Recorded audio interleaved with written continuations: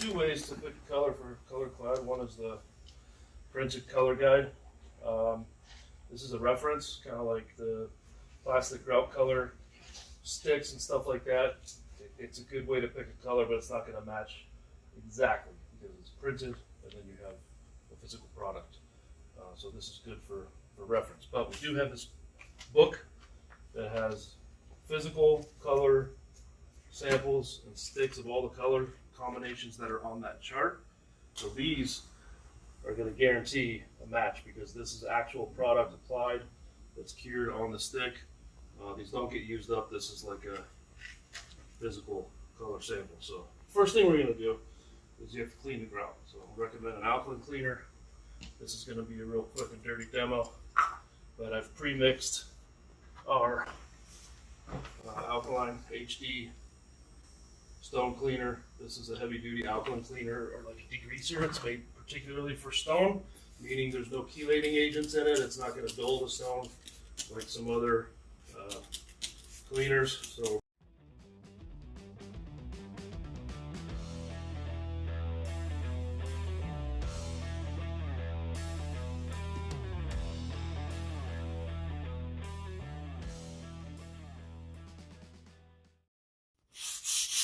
agitate it. On a full-size job, we're going to probably let it sit for 10-15 minutes before we really scrub it. A lot of people want to use acids to clean. Acids don't really clean. They just etch the top layer of the grout. So you want to use an alkaline to really get the dirt out and not just the top layer. Worst case scenario, you can use acid after to open up the grout if it's permanently discolored. So right now, even though it's dark, you can still see that it's coming clean.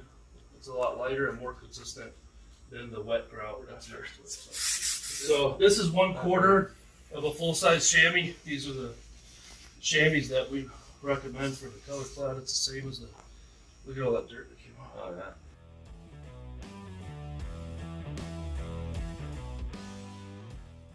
So the nice thing about the Colorclad, because it is a water-based polymer fortified mix, it is water soluble. It actually helps to if the grout is slightly damp. So if it's too wet, it won't want to grab and bond properly, but it can be damp. And it's not going to affect the integrity of the product once it cures. So now, normally we would use a little bit extra water with a floor machine or a truck mount to kind of rinse it to get rid of some of the alkaline. For the demo, not really gonna worry about that. If you're gonna mix the color, so the color that we're doing is Southern Taupe.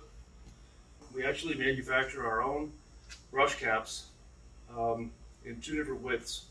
One of them is an 1/8 inch for tighter joints, so that you're not squeezing a bunch up and over the top of the joints. But because this one is a fatter joint, this is more of an ideal type floor.